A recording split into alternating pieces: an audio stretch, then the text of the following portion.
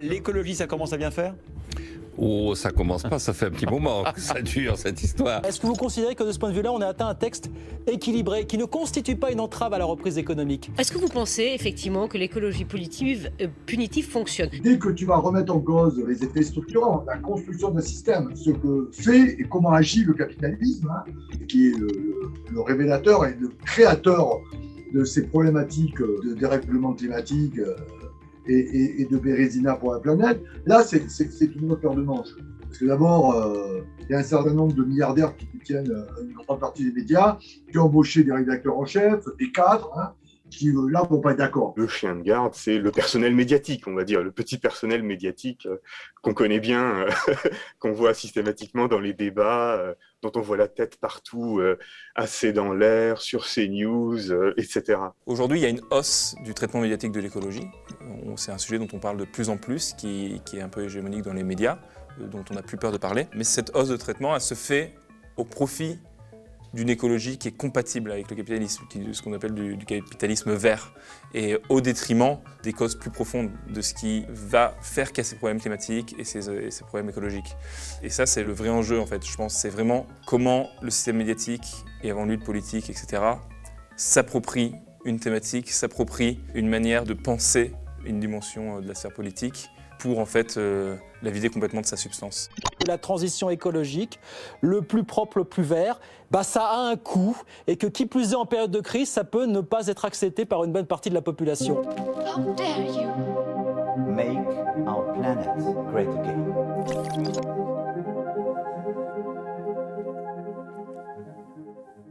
C'est incroyable, toutes les bêtises qu'on entend dans les médias. Dès qu'on touche à l'écologie et au climat, souvent, ce qu'on lit ou ce qu'on entend, c'est complètement à côté de la plaque. Les médias qu'on appelle mainstream, dominants, sont à côté de la plaque. Mais pourquoi parle-t-on si mal d'écologie ? En ce moment, on parle beaucoup de la loi climat. C'est incroyable de voir à quel point certaines rédactions sont incapables de comprendre les enjeux, de mettre en perspective, dans le contexte, les décisions politiques qui sont prises aujourd'hui sur le climat. L'argument du MEDEF qui est de dire tout ça est source d'insécurité juridique pour beaucoup d'entreprises. Voilà, c'est la porte ouverte à beaucoup d'interprétations. Qu'est-ce que vous répondez au MEDEF de ce point de vue-là, monsieur ? Je suis atterré. Ces médias, en réalité, militent pour l'idéologie capitaliste. Ceux qui accusent les journalistes indépendants d'être des journalistes engagés, militants, ces accusateurs-là, qu'on voit sur les plateaux télé, en réalité, ce sont eux, les militants de ce monde du marché avant tout, du capitalisme destructeur. Ces gens protègent une société qu'ils ne veulent pas voir évoluer. Vous êtes sceptique ? Bien sûr, je suis même sidéré, mais je suis sidéré que ce soit devenu une insulte d'être sceptique. Enfin, il n'y a pas de vie dans un monde de fous. Certains sont plus caricaturaux que d'autres, évidemment, comme Luc Ferry qui vomit sa logorée dans les médias pour fustiger les écolo-gauchistes et autres hurluberlus-verts. D'autres sont plus subtils, plus dans la nuance, mais n'en défendent pas moins les mêmes intérêts. Certains médias font donc partie du problème. Et en temps de pandémie, c'est flagrant. Nous n'arrivons pas à remettre en question notre société qui nous a mis dans cette situation sanitaire. Nous n'arrivons pas à contextualiser la pandémie de la Covid-19. Nous n'arrivons pas à mettre en perspective ce qui nous arrive. Le virus, ça fait partie de la nature. Et la première fois que l'espèce humaine est en contact avec un virus, eh bien, elle ne peut rien faire. Je ne comprends pas pourquoi les médias parlent si peu d'écologie alors même que l'explication de cette crise est structurelle et écologique. Et que si nous voulons en sortir, nous n'avons pas d'autre choix que de comprendre ce qui se passe et d'interroger notre rapport à l'écologie. À ce sujet, je vous invite à visionner l'interview de Marie-Monique Robin aux médias, car c'est une problématique que nous essayons ici de montrer. On en parle uniquement comme d'un problème sanitaire, alors qu'en fait, le fond du sujet, c'est... Voilà. Bien sûr. Pourquoi c'est si compliqué pour les journalistes ? Pourquoi sommes-nous aujourd'hui contraints à faire la critique des médias ? Pour comprendre, j'ai contacté quelques collègues des observateurs du monde médiatique. Écoutez à ce sujet le camarade Gilles Balbastre, co-réalisateur des Nouveaux Chiens de Garde, ainsi que Antonin Padovani de l'association Acrimed. Pour les médias, l'écologie, en tout cas les problèmes de réchauffement de la planète, c'est un bon produit. Et je pèse mes mots quand je dis un bon produit. Les médias sont dans une logique marchande qui fait que l'information est un produit que tu mets sur le marché, que tu produis le plus rapidement possible. Il y a un effet flux tendu et avec une production attirante, la plupart du temps sensationnelle, spectaculaire, voire angoissante. Au XXIe siècle, la pluie peut encore tuer en France. Un des problèmes, c'est que chaque cause environnementale est présentée comme une cause propre. L'enjeu de la pollution, de la disparition des animaux, différents enjeux, etc. Et on ne va jamais lier ces enjeux. On ne va jamais les contextualiser dans ce qui fait qu'il y a de la pollution, il y a une disparition de masse des animaux. C'est en ça qu'est un vecteur de dépolitisation. On ne fait pas de lien entre les différentes causes qui font qu'aujourd'hui, il y a un problème écologique dans la société. Une chose qui est très révélatrice sur cet enjeu-là, dans les mots, c'est la manière dont on présente ces sujets. Quand on présente les causes, on parle des activités humaines. C'est vraiment un des termes qui revient le plus, des activités humaines. Qu'est-ce qu'il y a derrière ? En fait, en utilisant ce terme d'activité humaine, on invisibilise complètement toutes les dimensions sociales. On fait comme si chaque individu était interchangeable face aux risques ou même face à la manière dont on peut avoir un impact sur l'environnement. Il y a des rapports de classe, des dimensions de pouvoir en fait, qui vont faire qu'il va y avoir des enjeux climatiques. Et ce n'est pas du tout traité que tel. On englobe un peu tous ces enjeux climatiques dans les activités humaines, alors qu'en fait, si on détaille, si on prend le temps de creuser un peu ces enjeux-là, on se rend compte que ça ne vient pas de nulle part, que ce n'est pas juste un grand tout qui est responsable des enjeux climatiques et écologiques. Dans une chronique aux médias, le Stagirite avait eu cette phrase « Quand l'oligarchie est attaquée, elle réagit toujours de la même manière », comme si finalement les médias en faisaient partie, qu'ils font bloc, et qu'ils refusent de voir les enjeux climatiques et écologiques. J'en ai parlé. Si on définit rapidement l'oligarchie comme, disons, les possédants, ou en tout cas les différents groupes d'intérêts qui constituent une classe dominante dans une société, dans un pays, quand elle sent ses intérêts menacés, évidemment, elle va utiliser tous les moyens possibles pour se défendre, y compris les moyens qu'on pourrait dire d'ordre persuasif ou idéologique. Et c'est là que les médias jouent un rôle, la presse, les rédactions, tout ce qui peut jouer un rôle de persuasion. C'est-à-dire que, autrement dit, l'oligarchie, la bourgeoisie, les possédants, enfin, quel que soit le terme qu'on emploie, veut défendre ses intérêts, évidemment. Elle peut le faire par la matraque, par des moyens très coercitifs, par les moyens juridiques, du droit, de la capacité d'imposer des contraintes de l'État, ou bien aussi par des moyens idéologiques. Et c'est là qu'interviennent les médias au sens large, les médias dominants, voire vraiment des petits groupes très inféodés, comme certains journalistes politiques ou les éditorialistes qui, eux, sont, on va dire, cul et chemise avec les intérêts des possédants qui sont tout simplement leurs patrons. Je pense qu'il y a beaucoup de journalistes dans ces rédactions qui font du très bon travail, etc. Pour autant, il ne faut pas nier, effectivement, sur cette question de qui possède les médias, qui possède quoi. L'écologie étant aujourd'hui une manière de faire de la politique qui menace ces intérêts-là, l'impact que ça peut avoir globalement, l'influence que ça peut avoir sur ces thématiques-là, forcément va se confronter à la puissance de ces groupes qui possèdent les médias. Comme le monde médiatique est largement occupé par des gens de classe moyenne ou supérieure qui ont tout intérêt qu'un système comme celui-là continue, qui ne sont absolument pas critiques sur l'économie, sur comment au fond ce système fonctionne, le système capitaliste. Le système médiatique aujourd'hui n'est pas structuré de manière à ce qu'on puisse aborder ces thématiques de manière pertinente. Il faut tout faire pour éviter qu'on aborde ces questions-là en termes de choix de société. C'est-à-dire des choix de société qui impliquent par exemple de changer radicalement. Une des meilleures illustrations qu'on a eues récemment, c'est quand même la Convention citoyenne sur le climat. Macron a utilisé ça pour mettre l'écologie au centre de son agenda politique, qui a été stigmatisée alors que les propositions qu'elle formulait étaient dans les milieux militants et dans les milieux écologistes des propositions qui existent depuis des dizaines d'années. Et on les a traitées dès qu'on a parlé de la voiture, dès qu'on a parlé de la publicité, etc.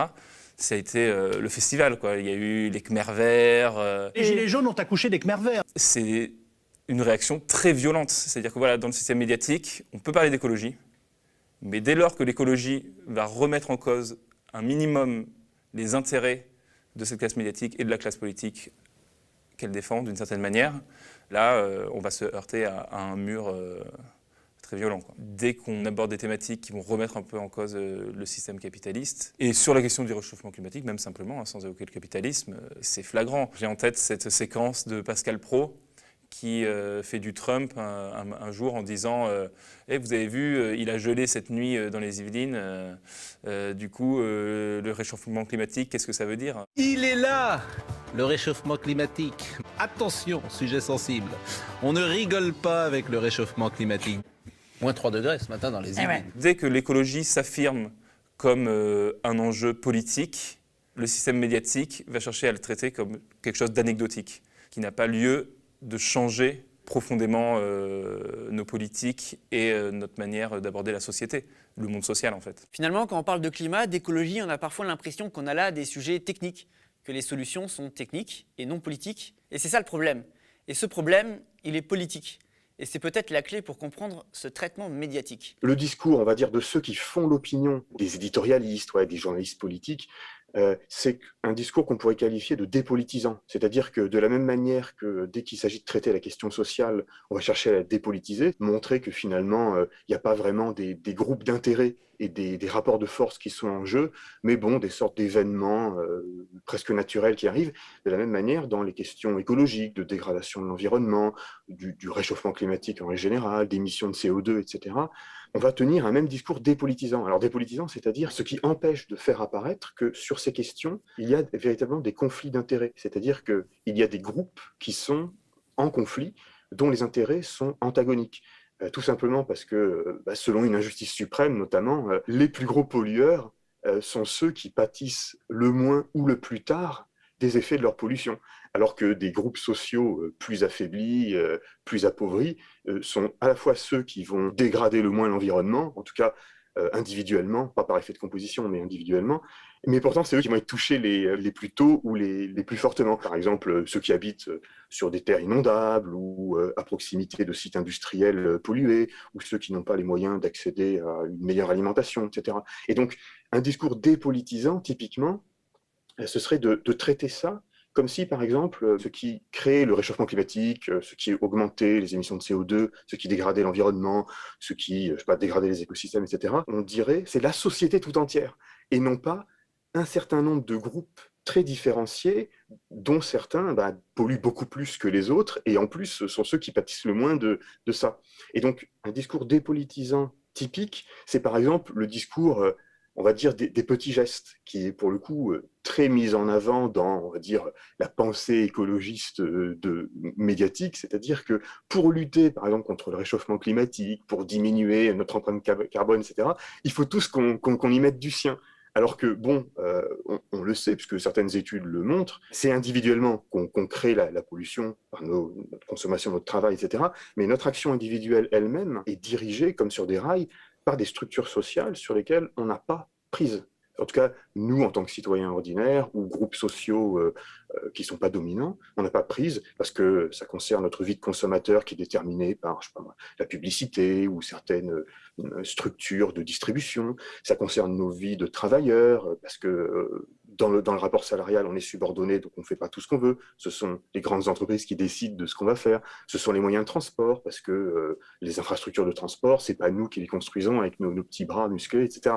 Or, il y a des groupes, on a parlé d'oligarchie, de bourgeoisie, de groupes dominants, ou que sais-je encore, qui, eux, ont les moyens réellement de transformer ces structures sociales et ou les moyens d'empêcher les mouvements de transformation. Et c'est ça que j'appellerais un discours politisant sur l'écologie, c'est-à-dire un discours qui mettrait en évidence vraiment les possibilités différenciées d'action, en tout cas le fait que certains groupes ont plus d'effet sur la transformation du système que d'autres. On dilue tout ça au détriment d'une manière qu'on pourrait collectivement d'avoir de penser ces enjeux-là et de les appréhender. C'est à ce moment-là qu'on crée du politique, c'est quand on envisage collectivement ces enjeux. L'idée à chaque fois de dire c'est un événement, entre guillemets, purement naturel, au sens où ça échappe totalement à notre volonté d'humain, ça c'est dépolitisant. Mortelles inondations, sommes-nous impuissants? Tu l'avais assez bien montré, je me souviens l'an dernier, tu avais fait une grande émission sur les causes de la pandémie, c'est-à-dire la recherche de ce saut d'espèce du virus qui passe de la chauve-souris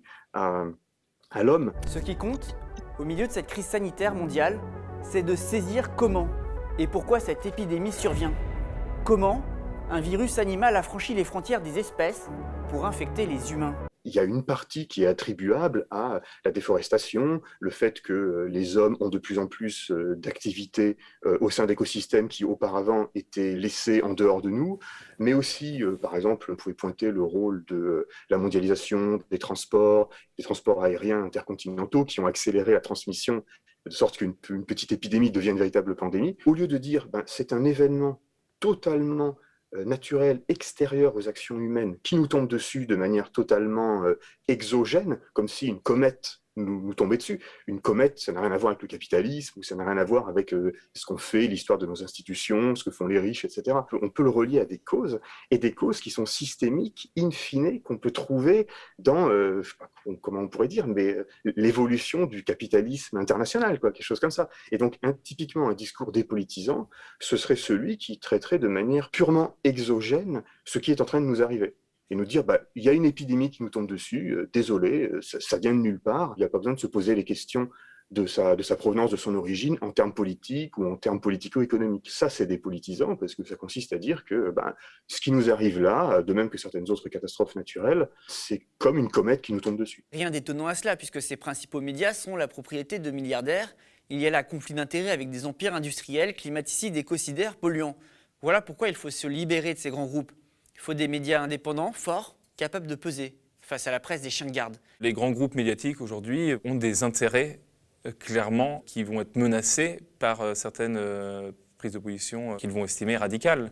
Quand on parle de réduire le trafic aérien, la publicité sur les produits polluants, donc que ce soit les SUV, les voitures ou la malbouffe, l'huile de palme et j'en passe, ces médias-là, leurs principaux annonceurs sont les industriels qui vont produire. Ces médias, ils ont peur de perdre leur principale manne financière. Ça peut se ressentir à la fois dans leur ligne éditoriale et à la fois effectivement dans des séquences de lobbying, etc. C'est pas pour rien aujourd'hui que des industriels ils vont investir dans la presse, alors qu'on dit que c'est pas forcément rentable.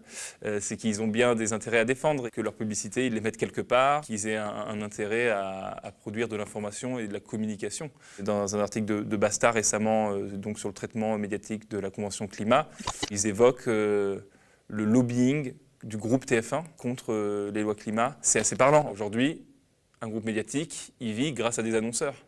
Est-ce que ces annonceurs aujourd'hui ont intérêt à ce qu'on interdise la pub pour les SUV ou pour la malbouffe? Non, et c'est ça que nous dit cet article de Basta. Et ça, aujourd'hui, c'est une dimension dans les rédactions qui est très compliquée.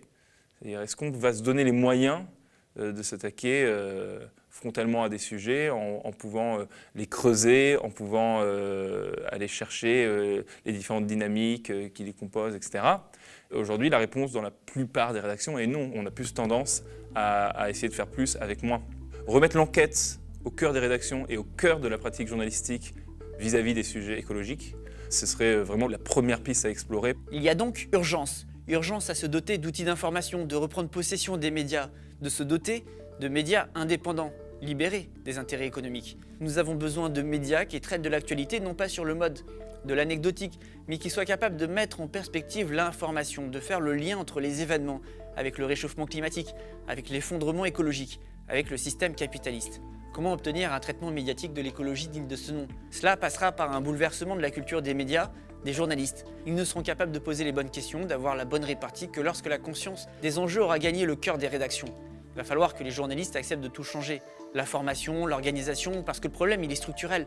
Les rédacteurs en chef doivent impérativement décider d'en faire une priorité et un enjeu transversal. Les journalistes doivent se former sur ces questions. Et surtout, ils doivent avoir le temps. Donner du temps aux journalistes, c'est primordial. C'est une condition pour une bonne information, une condition pour enquêter, une condition pour saisir les enjeux, une condition pour comprendre l'ampleur de la crise écologique, les rouages, les dynamiques, les mécanismes, la science de l'écologie.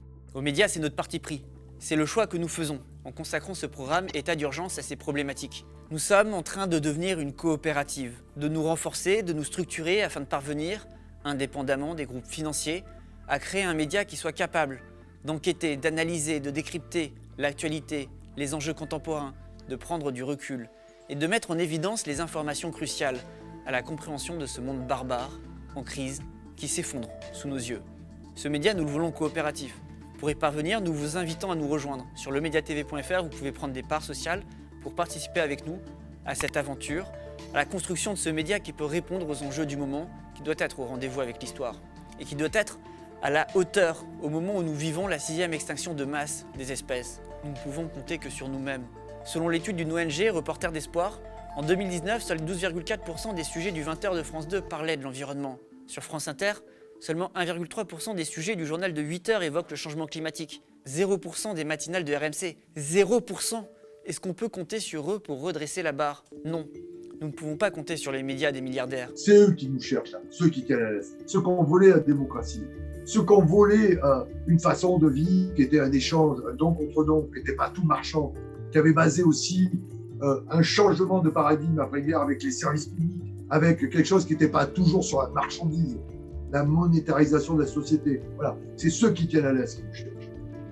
Et ceux-là, ils détruisent la planète. Nous n'avons pas besoin d'eux, nous pouvons le faire sans eux, avec nos propres forces. Un média populaire, de masse, un média démocratique, un média qui se saisisse des enjeux, un média qui n'a pas peur de pointer du doigt les dysfonctionnements, les causes, les conséquences.